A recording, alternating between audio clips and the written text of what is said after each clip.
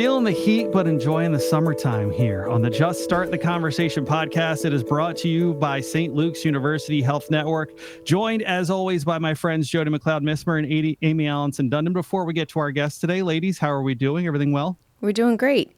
Yeah. Amie came back from vacation. Really good. I did come back. I thought about, it was iffy, but here I am. And here you are, full of glee, it sounds like, upon your return from vacation. I mentioned summertime, so of course it's softball season, baseball season right now. Get your peanuts and Cracker Jacks and maybe never go back. We're joined by our guest today, Jenn, who is a licensed clinical social worker and senior manager with practice operations for the behavioral health group there at St. Luke's University Health Network. Perhaps more importantly, and I'm going to say hello to you, Jenn, very quickly, let you introduce yourself a little bit. I'm going to get into some details on you because you play quite a role in our podcast today. So how are you today? I'm good. I'm excited for this. I think it's going to be really a great topic to talk about. Excellent. So our topic is about youth sports and mental health, some of the benefits and risks of youth sports and what parents should be aware of as they're spending more and more time in the stands. So Jenn joins us because she's deeply been involved in softball since she was 12, playing at various levels, including Division I and professionally. Over the past 20 years, Jenn has provided both individual and group pitching sessions to over 2,000 girls across the world, sharing her passion and expertise with the next generation of athletes. Her coaching approach not only focuses on the physical aspects of the game, but also on developing the mental toughness necessary to succeed in competitive situations. So, Jenn, I want to go ahead, just a little bit more of your background. That's amazing. 2,000 girls across the world. You've helped coach. You've played yourself. You told me you got a softball game later on today that you're going to be pitching in. Yeah. Maybe just a little bit more of your background there. Sure. I'm a local kid. I went to Central Catholic, graduated late 90s. Went on to play at the Division I level at Radford University before I transferred to the University of Maryland to compete my last 2 years of my eligibility.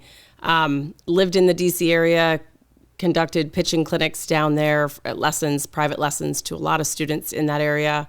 And then finally moved home in 2011 and sort of just started doing lessons again. I had been away from the area for so long. And as soon as I started doing a couple, the name just got out there again. And now it's almost overwhelming to a degree. Even though I enjoy it so much. But I have continued to play competitively, even though I'm definitely old compared to the girls that we face. You know, a lot of them are in college. They're 19 to 23 years old. So it's something that has been ingrained in me. I absolutely enjoy it. I love it. I think it keeps me relatable to the students that I teach also, just because I am older. But getting an opportunity to play them and see them in competitive situations. I've had the opportunity to travel to Taiwan and coach a number of professional athletes who then take that skill and go back into their team to teach this. It's taken me to places that I've never expected it to. And I'm approaching that time of my career that I'm about to pack it in just because I know I want to go out on my terms. So that's one thing that we'll probably talk about today because I'm fairly emotional about it myself, even though I've had quite a career. So that's amazing. So Jody, Amie, I'm going to turn to you both on this. What kind of spawned wanting to have this conversation? Youth sports, mental health. We're going to elaborate on the benefits and risks of sports and parents and kids, but what this topic came up as a possible episode conversation. Jody, I'm going to go ahead and start with you. Mm-hmm. Why this topic? So we are seeing more and more students and parents who are seeking mental health counseling, and or we are seeing situations, and I think people are seeing it across the nation, where you might be seeing some emotional outbursts, or perhaps let's look at athletes. We're headed into the Olympics and Simone Biles is headed back in, which is amazing. And when you think back, it may seem a long time ago, when you think back to when she competed and then stepped away from the Olympics, and she said it was for her own mental health. That's a part of that full performance. But I think it's just something that needs to be talked about. We're seeing the emotion in the stands. We're seeing the emotion on the fields. The pressure that the kids put on themselves, couple that with the pressure that the parents put on themselves, coupled with the Coaches. The coaches and the expectations, social media. It's everything, right? And I think it's something that's relatable. So whether or not you have a child who plays a sport, or you coach, or you yourself play a sport, I think we need to look at this in terms of an organizational event. We're going to focus on athletics because that's really our topic.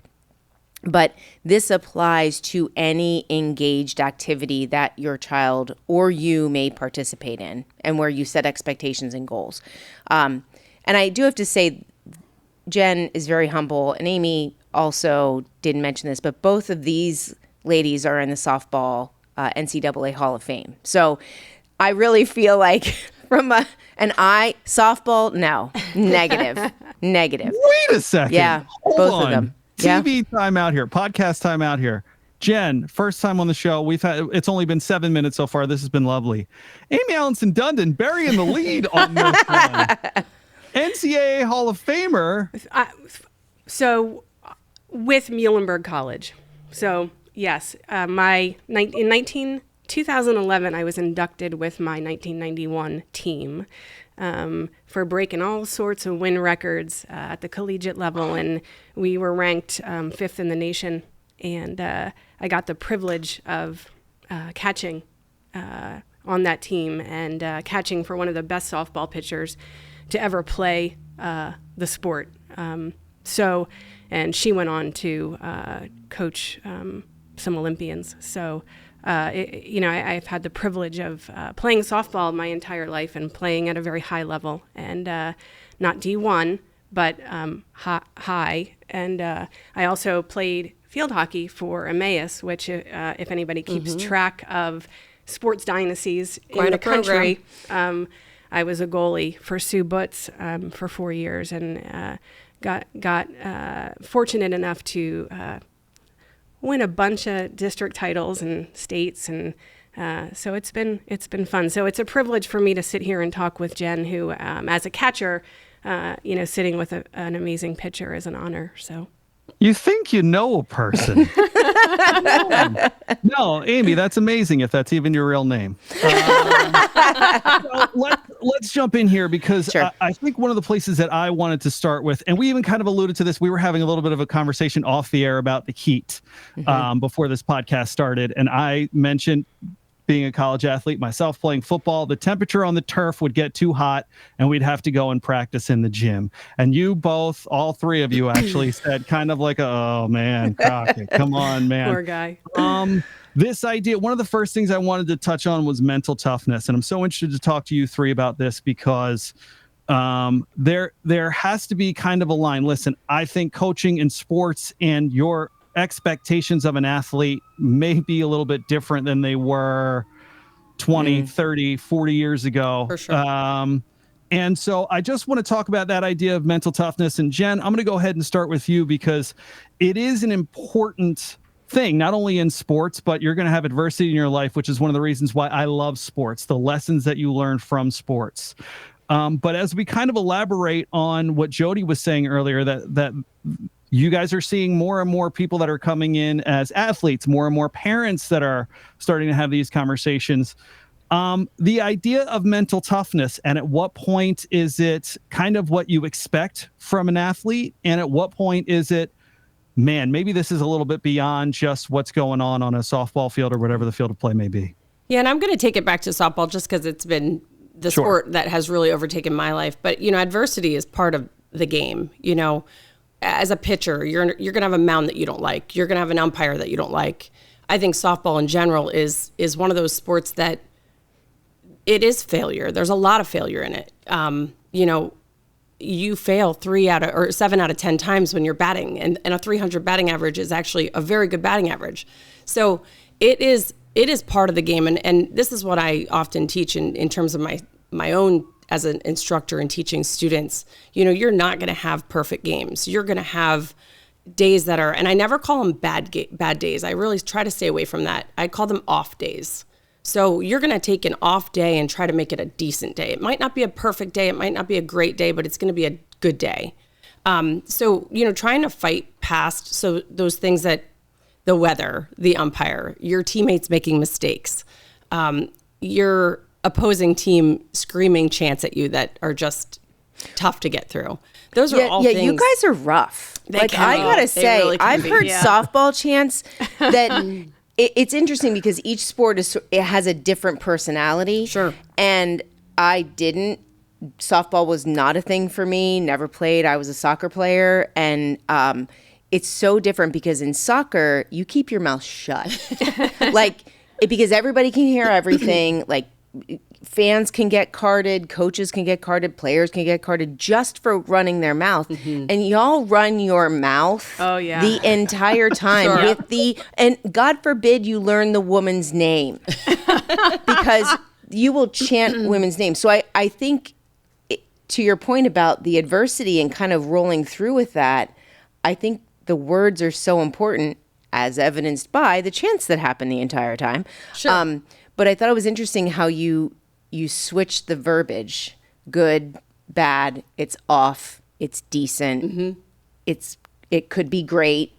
Right. It's not, the goal isn't to be perfect. Correct. So the verbiage seems to be really, really clear. And I think, I would imagine as a coach, you've had to be even more careful with your words as Time has changed. Yeah. For sure. I think, if I look back at the way I was coached in college, now you see coaches that are losing their jobs because of that. And certainly I feel like I thrived on having somebody on me, but you have to teach differently now. There are kids that can't cope with somebody screaming in their face or saying a bad word. It's just a very different world. Is it better or worse? I'm not really sure. I think accountability has been lost a little bit. Yeah. And not just by the child, but I think parents play a role in that. I think coaches play a role in that. So it really is a different world in terms of how you can react to a situation, how kids react to their situations.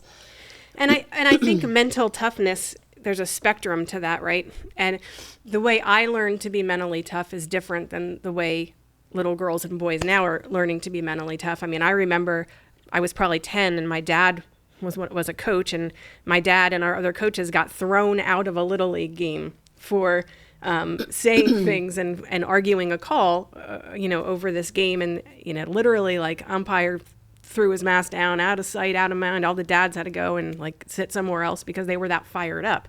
So does that make you more mentally tough?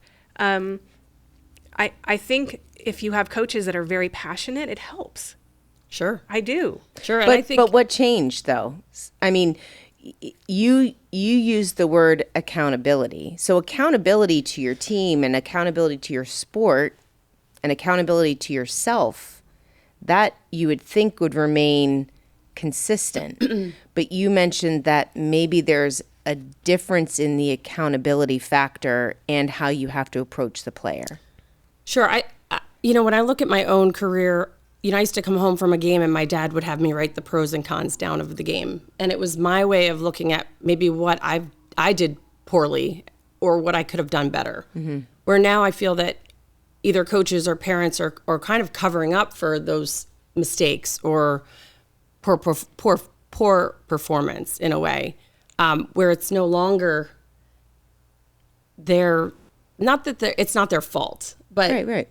they don't look at it in terms of like, what could you have done better? It's almost Accountability like comes somebody into else's accountability, fault in a way. Yeah. But I think it's important because in our day-to-day job, right, so people are going to hold us accountable, right? Sure. If I did something wrong, somebody's going to say, hey, what could we have done differently, or what should that look like differently? So we use the word mentally tough, but is there an emotional maturity? Like I'm kind of wondering if what we're saying is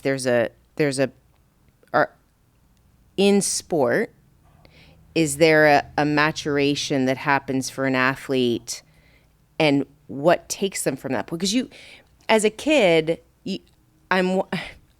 again, didn't play softball, but I'll use an example of Crockett. They had me play softball on our company softball team. She did great, by the way. She's a liar. So they gave me a glove. I think she did. I think if we learned anything, she did decent. She had. I did decent. Day. She did. I had an off day. Yes. I had an off day, is what I would say. But my point is that this was new to me. So it was admitting that I wasn't as good as the other person. And I'm a competitive person, but softball's not my thing. But I remember really blaming myself for every single thing, which I think was appropriate because when you throw the ball underhanded to me from 2 feet away, I probably should catch it. I didn't catch it, right? So I think of myself being an adult, learning something new, and I internalized everything. Sure. So I think there's probably a line between being accountable and actually internalizing failure. Sure. And kind of what do you do with that? And it probably doesn't help if you have a coach who calls you out on everything you do wrong. And it certainly doesn't help if you have a parent who does that. Sure. So we say accountability. How careful do we have to be before you have an athlete that starts to internalize those events? And I think it's a very fine line, truthfully. I think kids, again, the pressure that they have on them, even at a 10U level, you know, they want to be perfect because their coach is expecting that of them. And I think it's just unrealistic. I think there is a point that you have to be developmentally learning this skill. And then you get to a higher level where you start to feel more accountable for those skills not being sharp, if that makes sense. Yeah, so allowing for time to get better. Because Correct. You're not going to be decent at 10, 11, 12, and you're still developing at 18, 19, 20. I mean, I'm sure you both were different players from the moment you stepped on the pitch For sure. Oh, yeah. field. Sorry. Soccer. I don't know. It's a pitch to me. It's a field to you, right? Okay. So when you stepped on the field as a freshman in college, you're probably a completely different player when you left. Oh, yeah. Oh, absolutely. Yeah. You know, I think part of it is parents have to figure out where their line is, right? Because if you're going home, to your point, your dad had you come home and write pros and cons of the game. If you're going home and the whole way home you're being badgered, and then you know you're getting there are parents who punish their children, boys, girls, for having a bad game or making a bad play, or and it starts to border on trauma's a bad. Maybe it's not the wrong word. No, but I think that's a fair going where you're going. I think that's fair. Like if it's taking, if what you love is softball or soccer or football or whatever it is, and it's taking away your love of the game because you feel like you can't even perform your best for fear of making a mistake or performing your worst. Yeah, I'd say that's trauma. I think is a fair word to use. Yeah, it's one of those little T traumas probably, if we're going to use that. But I think it's fair to say, because now, it used to be we could play 3 sports when I was little, because I'm old. If you're old, I'm ancient. So, now it's you play one sport and you play it year round and you get really good at it, and you're on 3 different travel teams and you're on 2 different. You go to a pitching coach, you go to a batting coach, and that's your world. And the expectation is that you're going to be good enough to get a full ride, full college scholarships. And the bottom line is very few people get to play at a collegiate level, let alone get a scholarship. Right. And parents put so much pressure on kids to, this is it, this is your sport. Oh, look, he's 6. He had a triple. We're onto the majors. And I would say the pressure. Handling pressure and having mental toughness is the only thing that's going to get you through collegiate and professional sports. One of the other things that I am very proud of in the work that I do as a psychotherapist is that I do have the privilege of treating elite major league athletes in therapy. And some of the guys that I treat certainly will talk about their anxiety at a major league level and how that formed as a child and what that looked like. And it carries through. Even the best of the best in the world carry some of that with them. What do they say to you? Because there was a little drop there too, right? Crockett, she just drops these nuggets. Yeah, I happen to, help out a Major League Baseball team. But what are they saying to you? What are elite athletes who are making millions of dollars a year saying, when I was 10, I remember this? And it was that it was my entire world, and that I skipped school to practice extra. And that, like, school was secondary to the expectations that were put on my shoulders. By whom? Everybody. When you're that good of an athlete and people see potential in you, you're not going to school. You're going to camps in Arizona. You're going to, camps overseas. You're going, you're spending months in Florida at an elite. It's just your world. Sure. But what's interesting is you're honing your physical skill. At what point do you hone the mental skill? It has to be hand in hand. And the problem comes when there is a little bit of failure at that elite level, and you think, God, I made an error, or I didn't pitch well today, or that means and the reality at that level is there's somebody waiting to take your spot. Absolutely. It's a job, and you're there to perform it. And if you 100%. don't, you will be gone tomorrow. Right. And I think that's one of the downfalls of this society right now, where we have all this social media to look at. We have everything to compare us to. So girls who dominate at this level, say at travel ball level, and then they end up going to a college level. And now 1 through 9 is really strong. It's not just 1 through 4 or 5. Now Wait, what does that mean? Meaning like the entire lineup is very strong. I'm like 1 through, like, what about number 10? What's wrong with number 10? They're not There's playing. no 10. They're on the There's bench. no 10. Oh, But no, Take that, 10. that's right. Sorry, we got 11. But go ahead.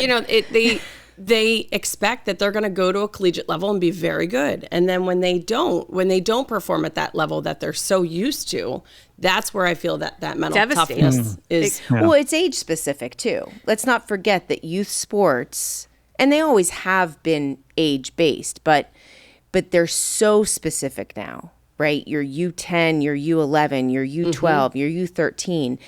But then you get to high school, and my husband coaches club and high school, and he will have players who are the best of the best on their U14 team. But now you're competing against girls who are U19. Yep. Because now you've got 18-year-olds trying out for the same team. And now's when the game starts to shift a little bit.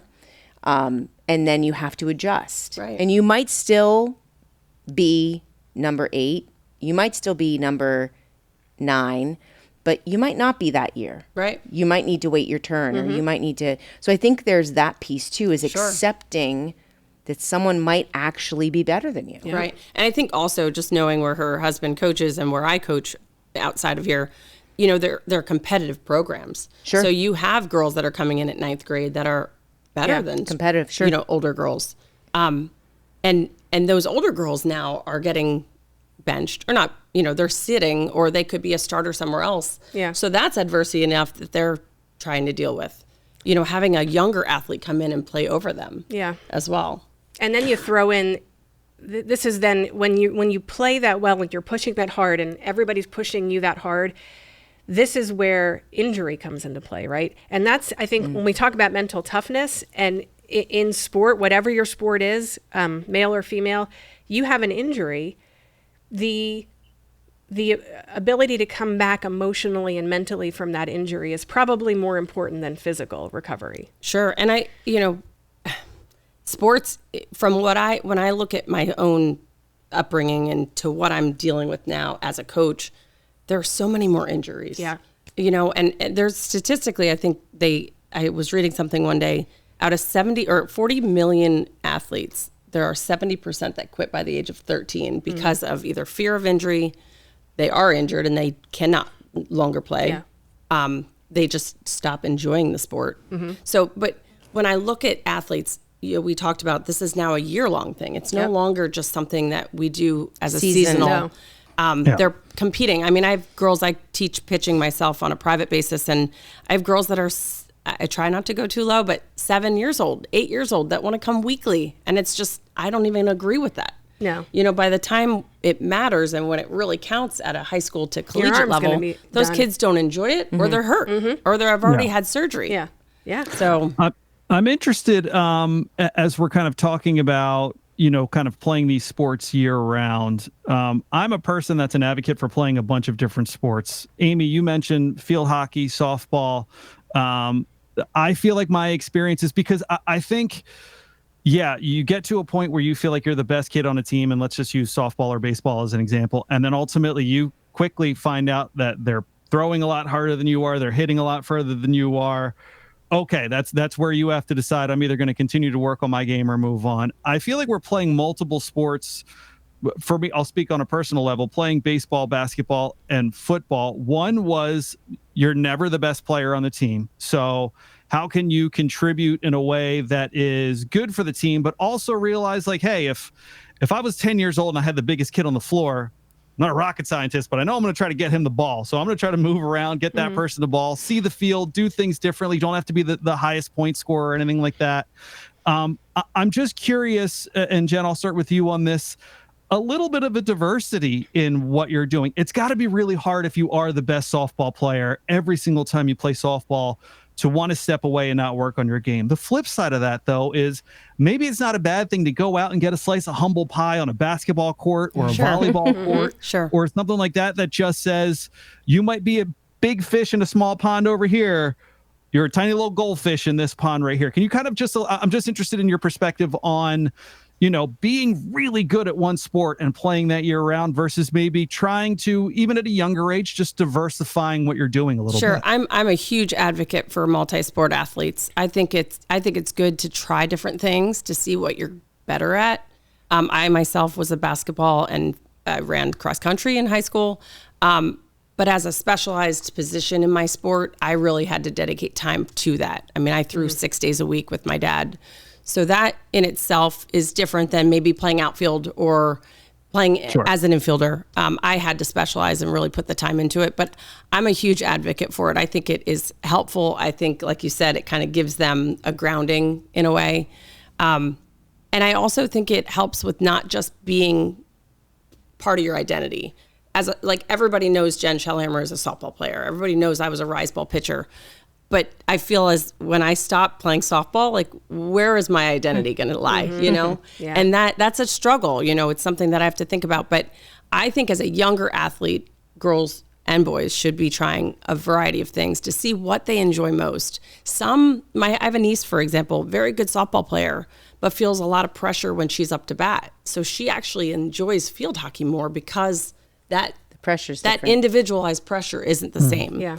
And I get it, being an outfielder, being up to bat, like I said, you're failing 7 out of 10 times if you're a good hitter. So all eyes on you, and even pitchers and catchers too. I could speak. Amie could probably speak to this too. Pressure has always been much of a privilege. I enjoy that. Me too. I love when I walk 3 girls well, not that I do that often, but I love putting the pressure on myself and having no outs. Let me see what I can do. I want to this. get that out. I don't want to just go out and strike out everybody. Like it's actually much more fun for me to get myself in a situation that I have to get out of. But you used a word, and I think you touched on something from a mental perspective, and it was identity. I think that you mentioned about, and I think this is true for many human beings, that they become what they do rather than become who they are and they happen to do this. So, Amie, I would ask you, when we talk about identity, and we're seeing it not just in sports, we're seeing it in politics, we're seeing it everywhere, right? How do you pay attention to who you are as a human being so that you don't become what you do? That's Is that deep? It's super hard because I haven't played softball in a bunch of years, and I still identify as a softball catcher. Well, I'm not. So, your point, there should be more to you at 14. I guess is the way I would kind of think. Which is why I think if you play sports in elementary, middle, and high school, you should also be on a club, join student government or chess club, or do something that's not sports related to figure out where are your strengths outside of a sport, right? I think it should be something that you're putting yourself into, that so that when you hang up your cleats, you're not walking away and kind of vaporizing into just nothing. Right. There's more substance to me than having just been a field hockey goalie or a softball catcher. What else did I do? What else did I love? What else was I involved in? There has to be the kind of wheel pie chart of your life can't just all be sports. Right. I think we have a lot of parents who are pushing their kids like you said earlier, because if you do all this now, you're going to get a full ride.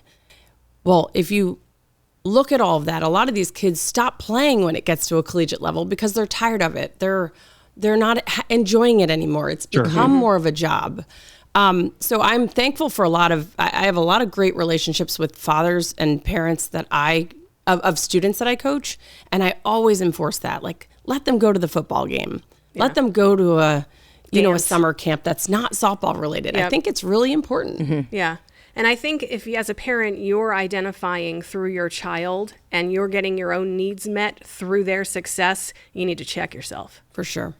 If you have that need, you find an adult league and you go play, right? Get that need met for yourself. Yeah. And you see a lot of that. Oh. I mean, those parents, I feel like, become the coaches. And they're driving their team based on what they had expected probably out of themselves that they didn't really achieve. So it's a tough, this sport has become a difficult one. I think back though, from my perspective of being a parent of an elite athlete, my son was at a very high level. And I think about the things I would have changed Crockett as a parent, right? Like, I think of things that we missed as a family that I probably should have set up some boundaries on. And I'll give some examples. We missed family weddings. Mm-hmm. We missed family holidays. We missed certain birthdays. That never should have happened. Mm-hmm. That never should have happened. Yeah. And I look now and I think back and go, I was flying my child to Arizona for this. And granted, I loved it. It was a great experience. I take nothing from it. It takes nothing away from it. But I think about, as a parent, now looking back, my son will be 27. Gosh, we miss these family events. For what? Mm-hmm. For what? Like, I think we have to remember, as parents, we're also teaching our children about important pieces, boundaries, ethics, family, values, and that doesn't all happen on the field. And sometimes it happens when you set up a boundary. I listen to, my husband who coaches multiple teams, and I love the way he approaches it because we learned from our experience, thankfully. And when there's a kid who's like, oh, coach, I can't make practice. My sister's graduating from, a nursing program. I'm really sorry. And I hear him say, go watch your sister graduate. Mm-hmm. Because you don't get to do that Which, again. Jody, that's rare. That's honestly rare. I mean, But it comes from perspective. Well, right. And hopefully people who listen to this take some perspective. Right. Listen, my son played football in all the way, Pee-wee, youth, high school, and then college. He played in football. And I remember he also was a singer, vocal music, double majored and did vocal music, and missed, through no fault of his own, the first quarter of practice because he was coming home from a trip where he sang somewhere. And in the next game, he was benched till halftime. Mm-hmm. And it was a school trip that he was on a bus for, and coach was really, really upset with him. But here's the thing. He made the right call.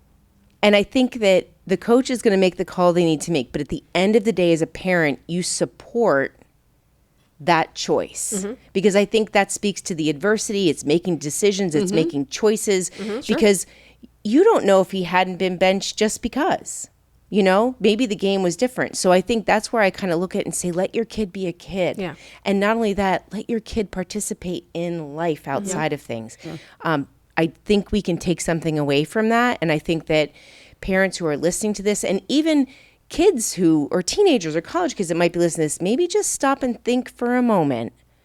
When you have an opportunity to try something else or see something else or visit somewhere else, maybe take the opportunity.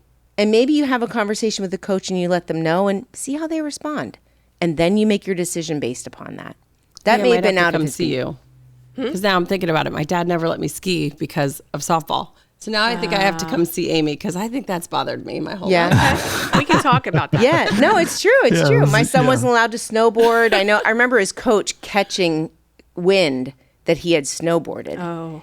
And my son was a goalie. And you would have thought you would have thought he had committed a crime. Sure, sure. And I was like, he went snowboarding. Yeah.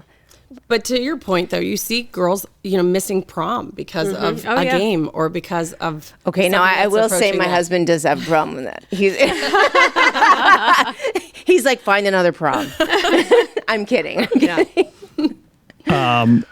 think one of the things that, and I think that's maybe the big takeaway for parents or kids that are kind of facing something like life is going to continue on. And even Jody, in your case, I'm sure your son probably would have been upset. I'm assuming this is fair. If you didn't take that trip to Arizona and you went to said wedding or event or whatever that was, I don't know how much of that was his decision or your decision or it what wasn't that even might be, it wasn't even a conversation, to your point, Crockett. Like, it was, I made the decision, I made the call based upon how I knew it would impact the team and how I knew it would, right? It wasn't even a conversation. And you could say you didn't think the marriage was going to last. No, I'm kidding. No, of course. I'm kidding, of course. One of my favorite takeaways from this conversation, though, is as we've all been talking about how competitive we can be, Jenn, to come back to you saying that you were talking about adversity, if you would walk 3 girls in a row and then backtracking that statement by saying, wait, I wouldn't walk 3 girls in a row. That doesn't happen a lot. I might have done it.